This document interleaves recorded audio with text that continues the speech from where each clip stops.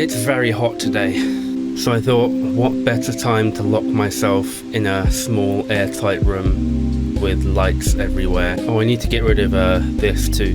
Been playing Ghost of Tsushima and being a samurai. Look at that, it's like the cloak of invisibility.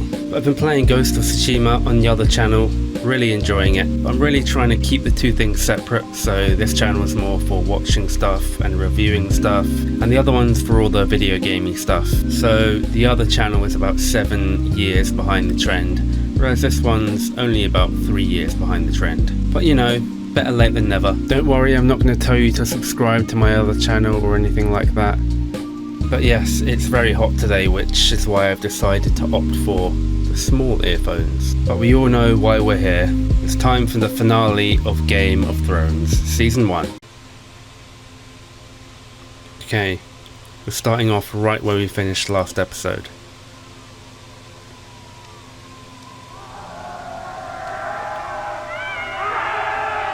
That's just unnecessary.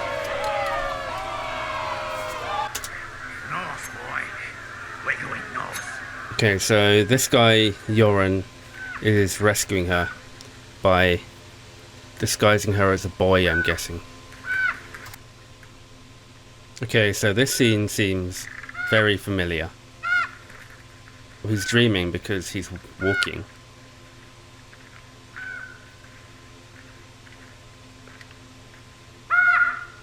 It's the same crow.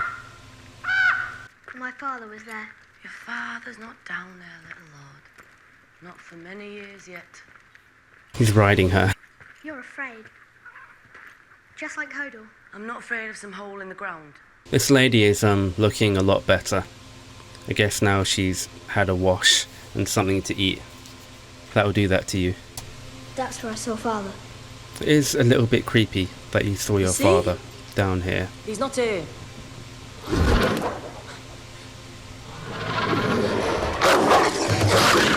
Oh, it's just a little doggy. Look at that cute face. Rickon! I came to see father. How many times have I told you he's in King's Landing with Sansa and Arya? He was down here. I saw him. Saw him when?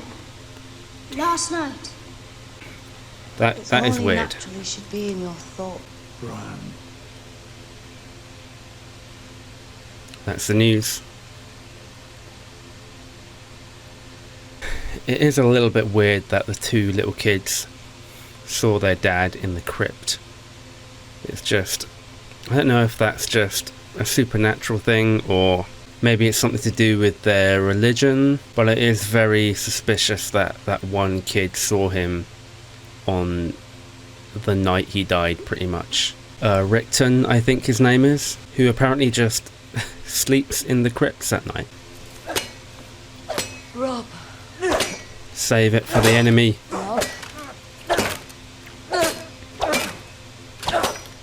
Rob! You've ruined your sword. I am a fan of the Rob character. I think he's pretty badass. I'll kill them all. But even badasses need a hug from their mum every now and then. Thank you for your rendition. It's our old friend, the I imagine bard. he was even better received at that tavern. I'm so sorry, Your Grace. He's dead. Never sing it again. I swear.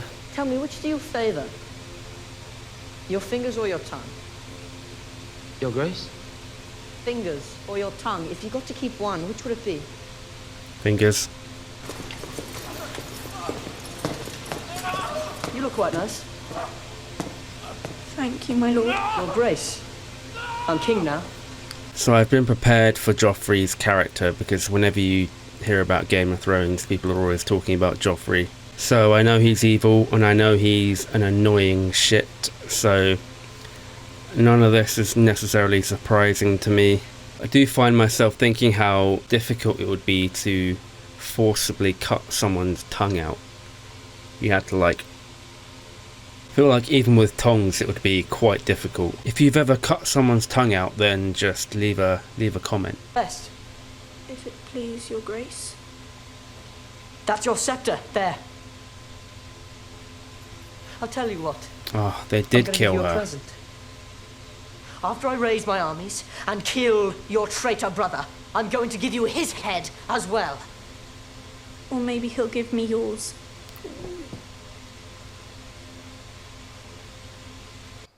That stare down. Do you remember how Joffrey cried in like the first or second episode when Arya had him down on the ground? We need that to happen again at some point in the future. Also, I can't help but notice we didn't see the Dancing Master's head up there, so I'm hoping for the best. Our man Jaime. I understand that they can't kill Jaime because their daughters are still with the enemy, but they can do everything but kill him. You know, knock him around, cut him up, cut parts of him off. Widowhood becomes you. It's definitely asking for it. There we go. Your bed must be lonely. Is that why you came? I'm not at my best, but I think I could be of service. You slip out of that gown and we'll see if I'm up to it. It's pretty good. I do like a violent woman. I will kill you tonight, sir. If your gods are real, and if they're just, why is the world so full of injustice? Because of men like you. There are no men like me. Oh. Only me. See, even when you don't like characters, they just have such great lines that it's impossible to really hate them. How did he come to fall from that tower? I pushed him out the window. And the rest. Why? I hoped the fall would kill him. Why? Go on.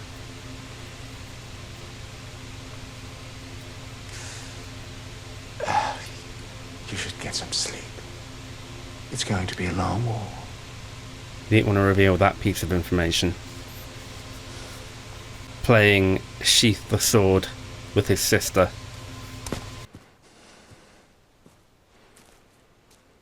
And there at the end, that one look, it's enough to make you think that there's something going on beyond what is immediately being shown to us.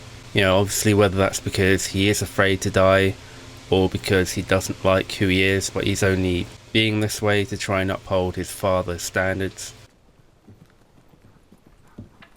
The stock boy appears to be less green than we'd hoped. I've heard his wolf killed a dozen men and as many horses.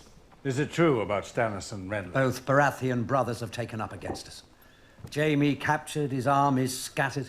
It's a catastrophe. One thing I also find interesting is how here we're being shown like high society people, quite well spoken. They look quite influential. I'm not sure if corporate is the right word I'm looking for, because obviously this is before any of that. I mean, not before, like in a different setting. These people look quite stuffy, drinking wine, talking about war in a very dissociated way. Whereas contrast with the earlier scene with the Starks and all their allies, it was very traditional and rustic. You got the feeling that they were actually fighting for their lives. I don't really know if there's a point in there anywhere, just recognizing contrasts between the two. You will serve as Hand of the King in my stead. I'll bring that boy king to heel and his mother too, if needs be. Interesting. If you get so much as a whiff of treason from any of the rest, Baelish, Varys, Pycelle... Head spikes wolves. Why not my uncle? Why not anyone? Why me? You're my son. That means a lot to Tyrion.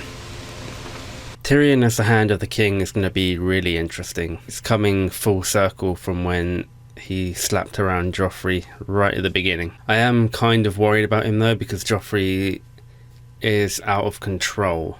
Then again, Tyrion is probably one of the only people who can slap him back into shape. And I'm assuming they would be less likely to kill him if he's family. I think they would definitely be scared enough of Tywin to not kill him.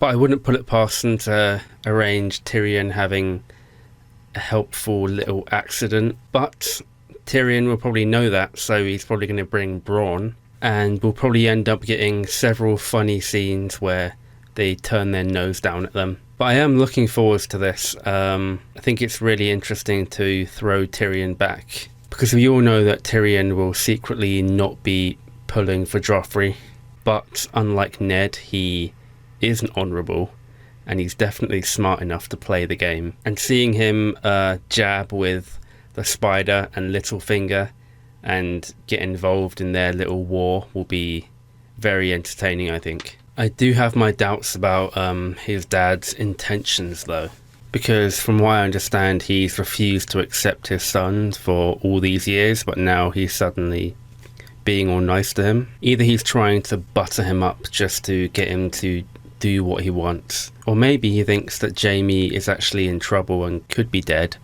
so he's trying to be nice to Tyrion. This is not life. When will he be as he was? When the sun rises in the west, sets in the east. When the seas go dry, when the mountains blow in the wind. Right, no need to take the piss. What a sarcastic bitch. So the horse sacrifice baby demon ritual thing didn't work, and the baby's dead. I guess Drogo's still alive, so it technically kind of worked, but he's a vegetable.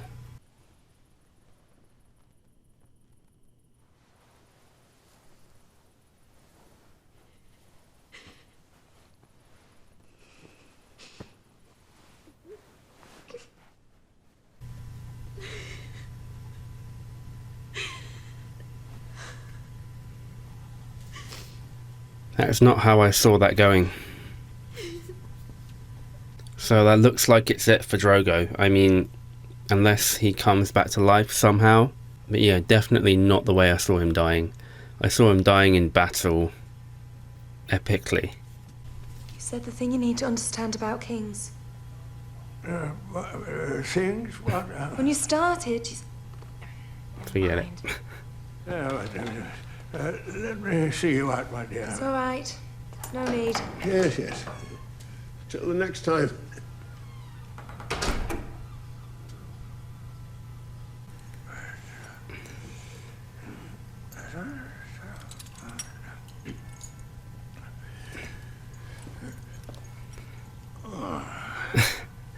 That is amazing. Wow, yeah, I'm impressed. That was just came out of nowhere. So many questions. Who is this guy? Is he doing the old man routine to lay low? Or maybe he's a spy for someone. Of 20 this time, men and boys, all bound for the wall. Is Arya going to go to the wall? Your lord's father. Let's have a look. I could use me a sword like that. We'll take it off him. Picking on the wrong person. You better give up by the sword. There's a lot of killable kids on this show. Kick a boy to death. I knocked him down, and I kicked him in the balls, and I kept kicking him until he was dead. You better give me that sword! You want it? I'll give it to you. I already killed one fat boy. I bet Kill you him. never killed anyone. I bet you're a liar. But I'm not. I'm good at killing fat boys. I like killing fat boys. It's true. So we got King Robert's bastard here too. Now we have two secret children about to team up together. And I'm sure he'll mention that he met Ned before. She's going to be so powerful once she completes her training. If we beheaded everyone that ran away for the night, only ghosts would guard the wall. This guy's pretty cool. Whoring in Molestown. Honor made you leave. Honor brought you back. My friends brought me back. I didn't say it was your honor. Beyond the wall, the Rangers are reporting whole villages abandoned. At night, they see fires blazing in the mountains from dusk until dawn. Creepy. Captain Wilding swears the tribes are uniting in some secret stronghold. To what ends, the gods only know. Do you think your brother's war is more important than ours? No. When dead men, and worse, come hunting for us in the night, do you think it matters who sits on the Iron Throne? Makes a good point. No. Good. The Night's Watch will ride in force against the Wildings, the White Walkers, and whatever else is out there. And we will find Benjen Stark alive or dead. I will Wow. command them myself. Everyone's going. So I'll only ask you once, Lord Snow. Are you a brother of the Night's Watch? Or a bastard boy who wants to play at war?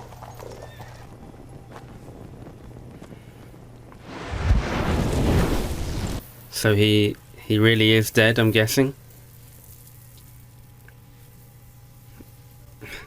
She's singing. Wow, it's a great shot.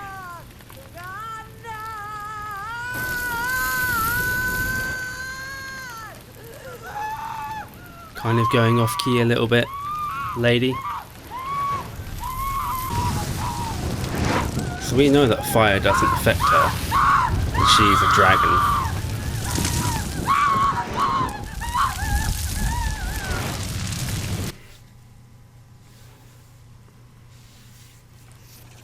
Oh, there is baby dragon.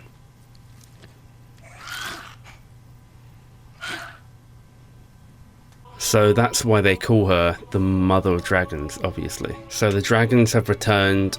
The Night's Watch are going out to investigate White Walkers. The Lannisters and the Starks are about to engage in their big battle. I was kind of half expecting to see that in this episode, but it kind of makes sense to have it for maybe the first episode of the second season. I'm not sure how long it's going to take for the dragons to grow into fully grown dragons. I know they're just babies at the moment. But it is interesting that the dragons and the White Walkers are both returning now. A dragon seems like the perfect White Walker killing machine because of obviously all the fire. I'm definitely going to be watching the second season. Not sure when that will be. I think I just did 2 Game of Thrones videos in a row, so I'll probably have something different just to break it up in between. Okay, it's really hot. I have to finish. But it feels good to finish the first season, and I am looking forward to season 2. And if you watched this far, which obviously you probably have, then thanks. And I'll see you in season 2.